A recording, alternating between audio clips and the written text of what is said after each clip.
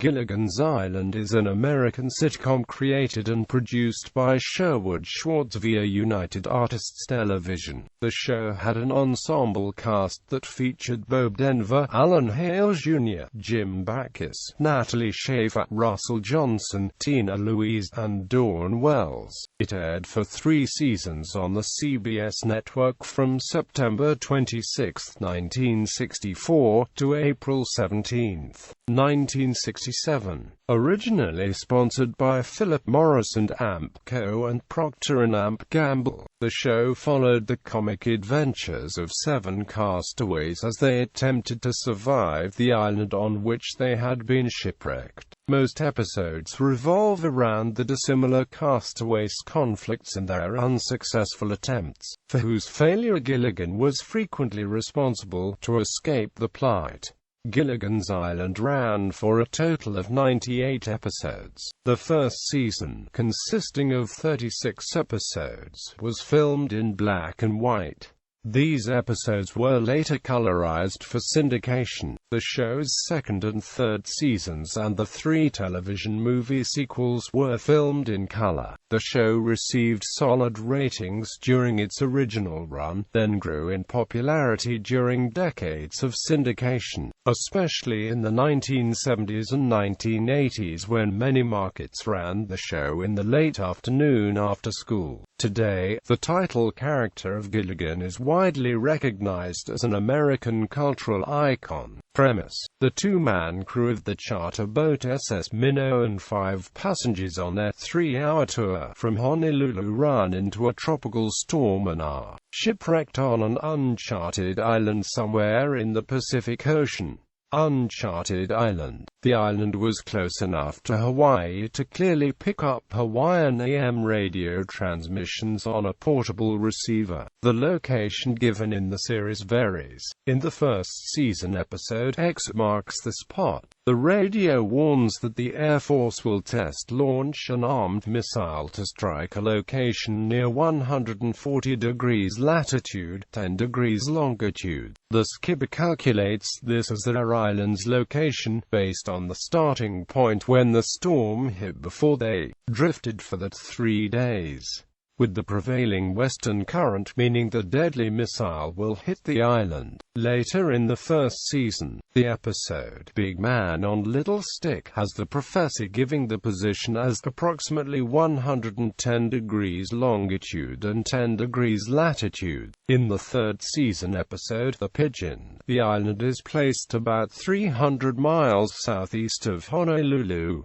Cast and characters: Bob Denver as first mate Gilligan, the bumbling, accident-prone crewman of the SS Minnow. Denver was not the first choice to play Gilligan. Actor Jerry Van Dyke was offered the role, but he turned it down, believing that the show would never be successful. He chose instead to play the lead in My Mother the Car, which premiered the following year and was cancelled after 1 season. The producers looked to Bob Denver, the actor who had played Maynard G. Krebs, the goofy but lovable beatnik in The Many Loves of Dobie Gillis. None of the show's episodes ever specified Gilligan's full name or clearly indicated whether Gilligan was the character's first name or his last. In the DVD collection, Sherwood Schwartz states that he preferred the full name of Willie Gilligan for the character. Denver, on various television, radio interviews, said that Gilligan was his choice. The actor reasoned that because everyone yelled at the first mate it ran together as Gilligan. Quote, in the unaired pilot episode, whether Lovey Howell refers to Gilligan as Stuart or Stewart is unclear. On rescue from Gilligan's Island, the writers artfully dodged Gilligan's full name when the other names are announced. Little is revealed about Gilligan's past, except his occasional reference to best friend Skinny Mulligan. Alan Hale, Jr., is the skipper. Captain Jonas Grumby, the captain of the SS Minnow. Alan Hale, Jr., was a longtime actor in B-westerns and the look-alike son of Alan Hale, Sr. a legendary movie character actor. Hale so loved his role that, long after the show went off the air, he still appeared in character in his Los Angeles restaurant, Alan Hale's Lobster Barrel. Although the skipper was a father figure to Gilligan, Hale was only 14 years older than Denver. Gilligan pushed the skipper out of the way of a loose depth charge when they were both serving in the United States Navy. Skipper is a World War II veteran and served in the 7th Fleet. In one episode, he describes his participation in the Battle of Guadalcanal. In the episode, They're Often Running, Ginger is reading from a horoscope magazine and asks the skipper his birthday, to which he responds, May 5th. Quote, in moments of exasperation, the skipper would swat Gilligan on the head with his cap. Just as often, the skipper endearingly called Gilligan "Little Buddy." In addition, Hale wore his skipper outfit when 4 other Gilligan's Island cast members, and he appeared on a few Celebrity Family Feud shows. Jim Backus's Thurston Howell 3, The Millionaire. Backus was already a well-known character actor when he took the part. The origin of the super-rich Howell character dates back to 1949 radio when Backus portrayed Hubert Updike III on The Alan Young Show. Also, in the inaugural 1962-63 season of the Beverly Hillbillies, Backus basically plays the same character, this time as the eccentric millionaire Martin von Rantzau. In the 1963 movie It's a Mad World, Backus played Tyler Fitzgerald, a boozy and rich airplane owner who briefly gets caught up in the race for the money. He was perhaps best known as the voice of the cartoon character Mr. Magoo. He reused some of the voice inflections and mannerisms of Magoo in the role. He was well known for his ad-libs on the set. The character Howell was a Harvard graduate, a Republican, and a multi-billionaire until his losses in the Great Depression left him a multi-millionaire. Natalie Schafer is Eunice Lavelle Wentworth Howell, Thurston's wife, whom he affectionately called Lovey. Schafer had it written into her contract that no close-ups would be made of her, perhaps because of her age. Schafer was 63 when the pilot was shot, although reportedly no one on the set or in the cast knew her real age and she refused to divulge it. Originally, she only accepted the role because the pilot was filmed on location in Hawaii. She looked at the job as nothing more than a free vacation, as she was convinced that a show this silly would never go. Quote, Tina Louise as Ginger Grant, the movie star. Louise clashed with producer Sherwood Schwartz because she believed that she was hired as the central character. Her character was originally written as a hard-nosed, sharp-tongued temptress, but Louise argued that this portrayal was too harsh and refused to play it as written. A compromise was reached. Louise agreed to play her as a Marilyn Monroe, Jane Mansfield type. The evening gowns and hairstyle used were designed to recreate the look of Myrna Loy. Louise continued to clash with producers over her role and was the only cast member who refused to return for any of the post-series TV movies, saying that the role had killed her career as a serious actress. However, she did appear in a reunion of the cast on a late-night television talk show in 1988 and on an episode of Roseanne in 1995 when the Roseanne cast reenacted Gilligan's Island. In the first season, Ginger often wore gowns that looked as if they were tailored from minnow tarpaulins or similar substitute cloth. In the pilot episode, the character of Ginger was played by actress Kit Smythe.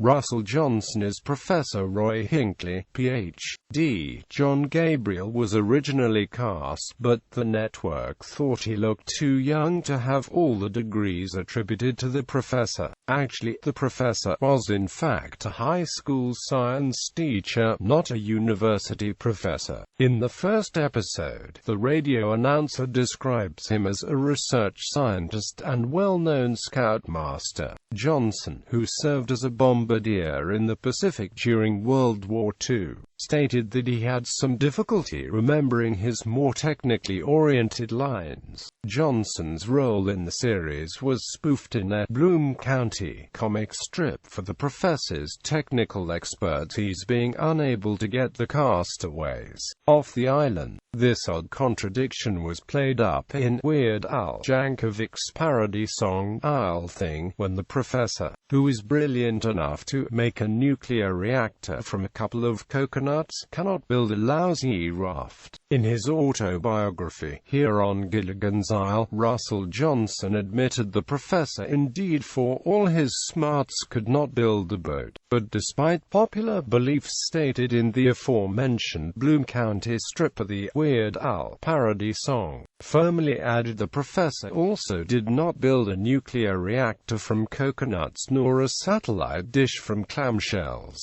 Dawn Wells is Mary Ann Summers. Wells was a former Miss Nevada when she auditioned for the role.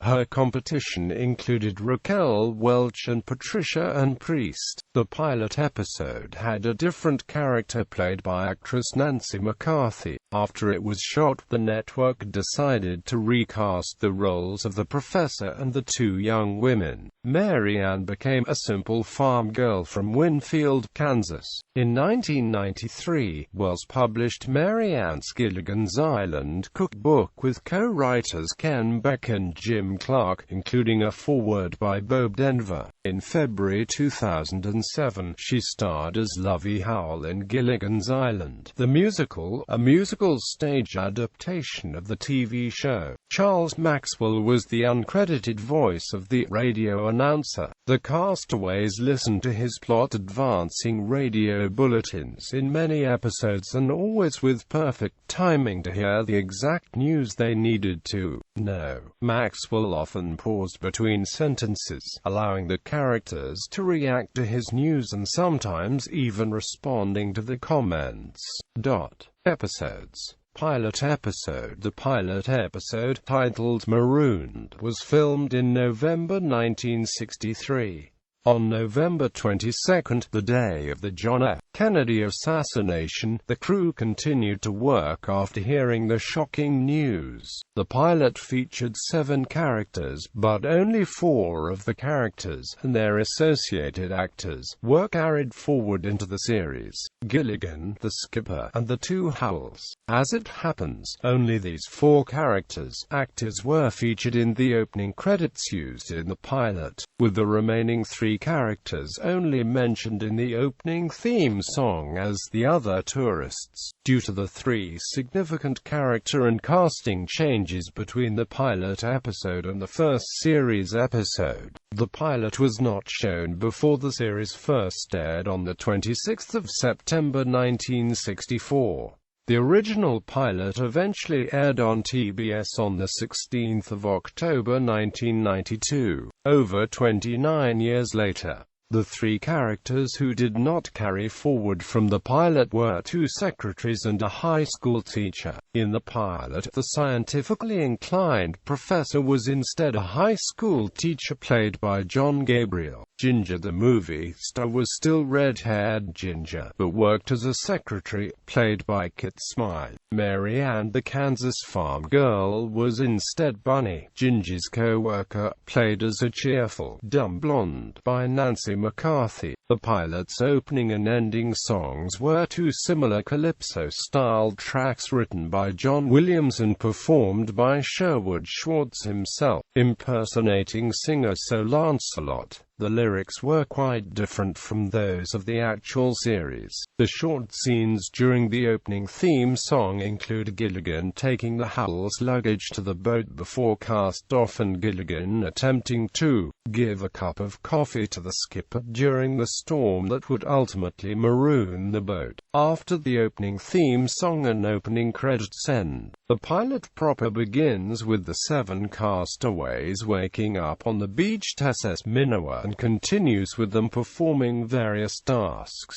including exploring the island, attempting to fix the transmitter, building huts, and finding food. Contrary to some descriptions, no detailed detailed accounts of the pilot characters' backgrounds were written into the pilot's storylines. The pilot then ends with the ending theme song and ending credits. The background music and even the laugh tracks of the pilot appear all but identical to those used during the series' first broadcast episode. The first episode, actually broadcast to on a raft, is sometimes wrongly referred to as the series pilot. This episode begins with the same scene of Gilligan and the skipper awakening on the boat as in the pilot and continues with the characters sitting on the beach listening to a radio news report about the disappearance. No equivalent scene or background information is in the pilot except for the description of the passengers in the original theme song. Rather than reshooting the rest of the pilot story for broadcast, the show just proceeded on. The plot thus skips over the topics of the pilot. The bulk of the episode tells of Gilligan and the skipper setting off on a raft to try to bring help,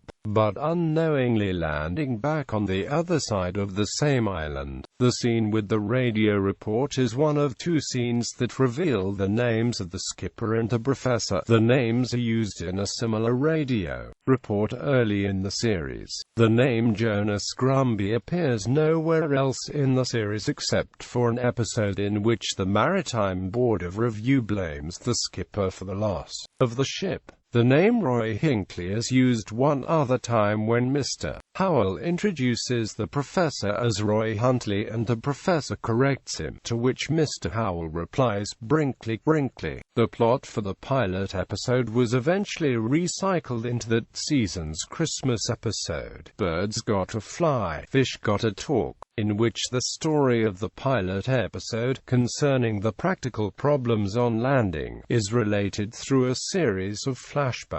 Footage featuring characters that had been recast was reshot using the current actors. For scenes including only Denver, Hale, Backus, and Schaefer, the original footage was reused.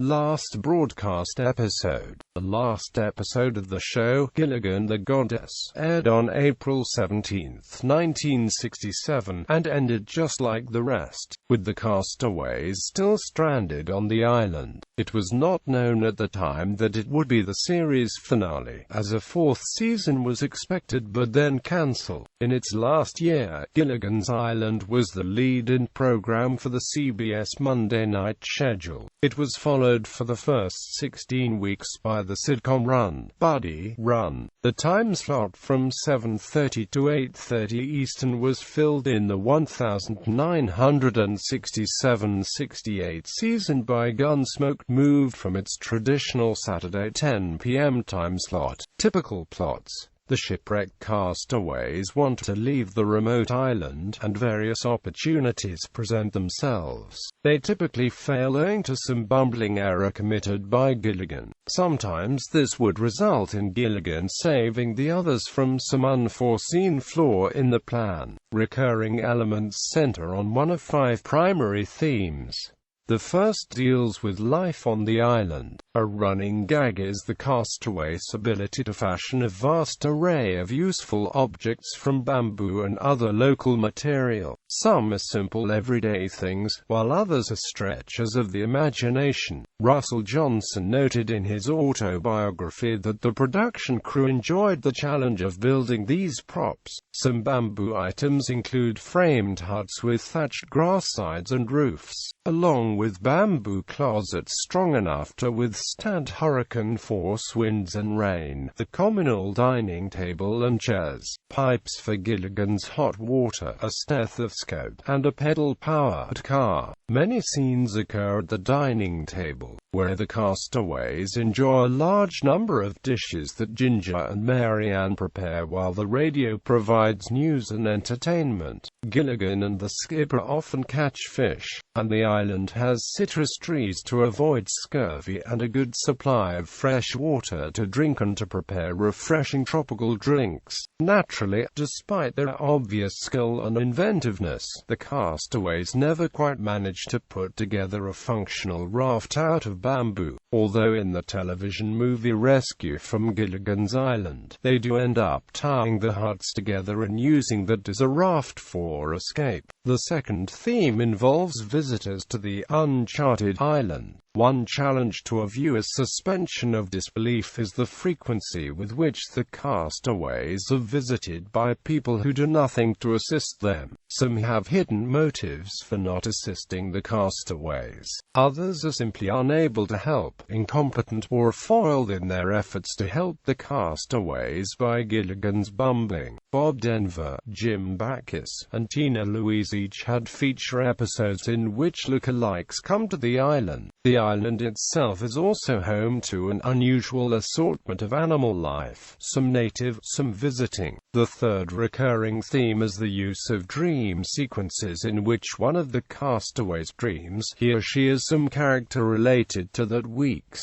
storyline. All of the castaways appeared as other characters within the dream. In later interviews and memoirs, almost all of the actors stated that the dream episodes were among the personal favorites. The fourth recurring theme is a piece of news concerning the castaways arriving from the outside world that causes discord among them. Then, a second piece of news arrives that says the first was incorrect. An exception to the latter part of this statement is the episode The Postman Cometh, where Gilligan and the skipper hear over the radio that Mary Ann's boyfriend eloped, and the three single men try to cheer her up by wooing her. Mary Ann actually lied about having a boyfriend, and she created a romance with a real creep, so that the others would think she had someone waiting for her back home. The fifth recurring theme is the appearance or arrival of strange objects, like World War II Minoret Mars rover that the scientists back in the USA think is sending them pictures of Mars, and in one episode a meteorite. Most of the slapstick comedic sequences between Hale and Denver were heavily inspired by Laurel and Hardy, particularly by Hale breaking the fourth wall by looking directly into the camera, expressing his frustration with Denver's clumsiness as Oliver. Hardy often did. Production. Filming of the show took place at the CBS Redford Studios complex in Studio City, Los Angeles. The same stage was later used for the Mary Tyler Moore Show and Roseanne. The lagoon was drained and used as a parking lot during the show's off-season and was the last surviving element of the show when it was demolished in 1997 as part of an expansion project. 4 different boats played the part of the SS Minnow. One was used in the opening credits and rented in Ala Hawaii Yacht Harbor in Honolulu. Another boat, the Blue Jacket, was used in the opening credits shown during the second and third seasons and eventually turned up for sale on Vancouver Island in August 2006. After running aground on a reef in the Hecate Strait on the way south from Alaska, one boat was used for beach scenes after being towed to Kauai in Hawaii.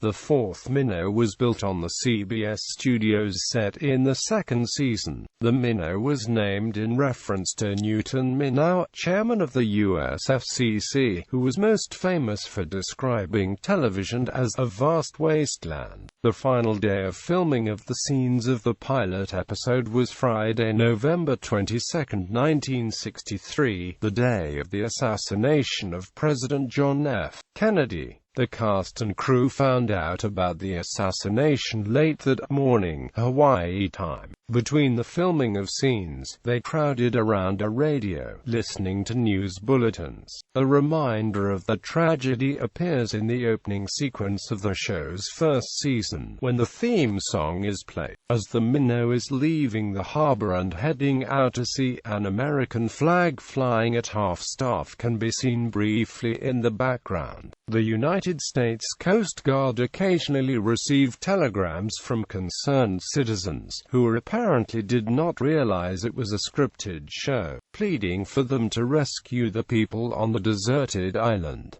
The Coast Guard simply forwarded these telegrams to producer Sherwood Schwartz. theme song. The music and lyrics for the theme song, The Ballad of Gilligan's Isle, were written by Sherwood Schwartz and George Weil. One version was used for the first season and another for the second and third seasons. In the original song, the Professor and Mary Ann, originally considered second-billed co-stars, were referred to as "and the rest," but with the growing popularity of those characters, the names were inserted into the lyrics. The Gilligan theme song underwent this one major change due to star Bob Denver, who personally went to the studio executives and asked that Johnson and Wells be added to the theme song's opening credits. When the studio at first refused, saying it would be too expensive to reshoot, Denver insisted, even saying that if Johnson and Wells were not included, he wanted his name out of the song as well. The studio caved in, and The Professor and Mary Ann were added.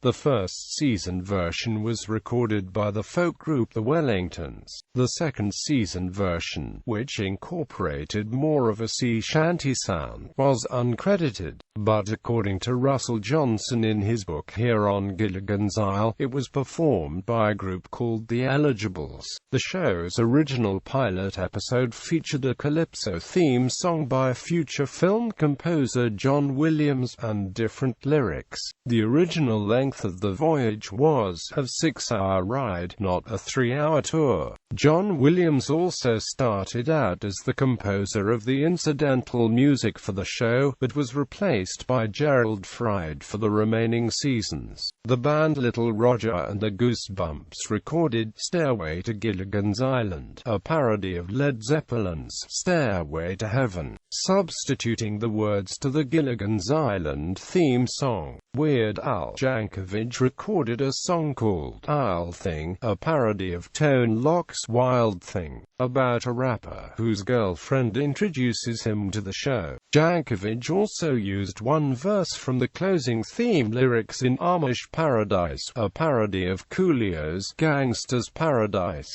The song has also been covered by many bands, including Bowling for Soup for the TBS show The Real Gilligan's Island. Israel Kamakawiwo also recorded a comic tribute to the theme song on his album Yalery, Cancellation. During the 1966-67 television season, Gilligan's Island aired on Monday nights at 7:30 p.m. Though the sitcom's ratings had fallen well out of the top 30 programs during the last few weeks of its third season, the series was more than holding its own against its chief competitor, The Monkees, which aired at the same time on NBC TV. Therefore, CBS assured Sherwood Schwartz that Gilligan's Island would definitely be picked up for a fourth year. However, CBS had signaled its intention to cancel the long-running Western series Gunsmoke, which had been airing late on Saturday nights during the 1966-67 television season. Under pressure from CBS Network President William S. Paley and his wife Babe, along with many network affiliates and longtime fans of Gunsmoke, CBS rescheduled the Western to an earlier time slot on Monday evenings at 7:30 p.m. As a result, Gilligan's Island was quietly cancelled at practically the last minute, while the cast members were all on vacation. Some of the cast had bought houses based on Sherwood Schwartz's verbal confirmation that the series would be renewed for a fourth season. The nearly cancelled Gunsmoke thrived in the new time slot, vaulting to the top 5 in the television rankings and staying in the top 10 for 6 consecutive seasons, finally being cancelled after a total of 8 additional seasons. Nielsen ratings, television schedule.